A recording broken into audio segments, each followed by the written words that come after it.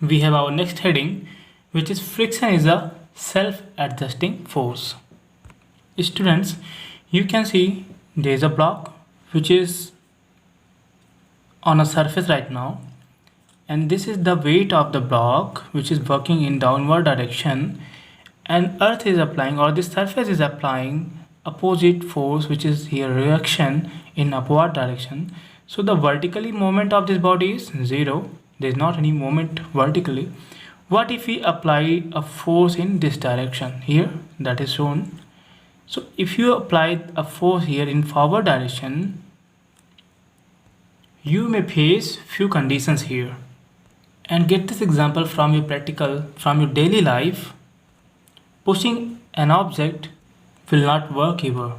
Means if you apply a force here, it is not necessary that this object moves. When you apply a force here, the frictional force also works in opposite direction and the body doesn't move. When you increase the force now, maybe there is a condition, this frictional force is still effective in the comparison of the force that you are applying.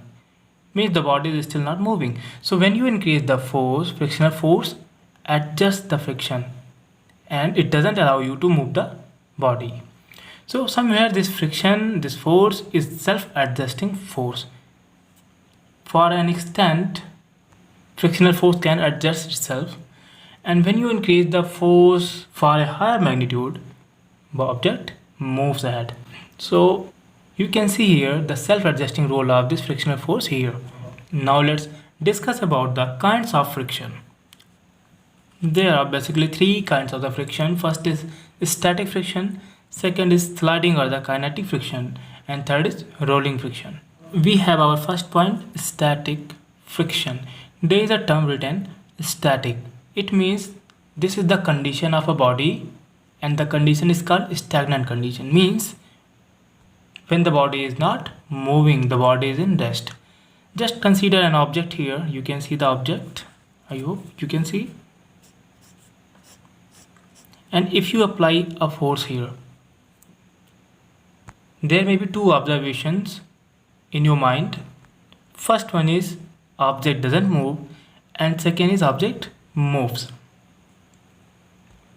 If the weight of the body and the frictional force is effective, the force that you applied cannot move this body ahead.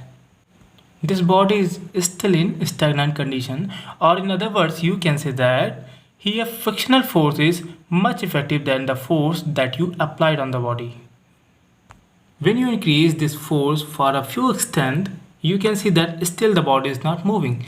So frictional force here adjusted itself. It doesn't allow you to move the body. So we can say frictional force is a self-adjusting force, and when the applied force is gradually increased, the force of friction also increases at the same rate. So here a graph is given, and this axis is for the force that we are applying on the object, and this axis represents the force that is generated here as a force of friction. So when we apply force, we can see that for an extent, for a point, this line is gradually increasing. It means when we go ahead in this direction, our point is also going upward. Means when we apply force of friction also increases. As you apply a force here, the force of friction also increases. That is why this force doesn't allow to move the object. But there is a point, and the point is this friction, which doesn't allow the body to move, can be extended for a limit, and that limit here comes. And now when you extend the force of friction decreases, and now body starts moving after this point. You can see it is a static region, means when the body is in stagnant condition, and this is the kinetic region when the body is moving. So in simple words, what do you mean by static friction? In initial condition, when we apply force on an object doesn't move. It means this friction is effective, and the friction which doesn't allow to move the body here is called static friction.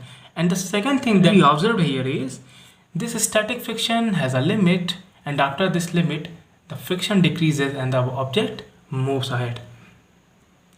There is a limiting value of static friction given, and that is called limiting friction or the limiting value of the static friction. After that, body starts moving.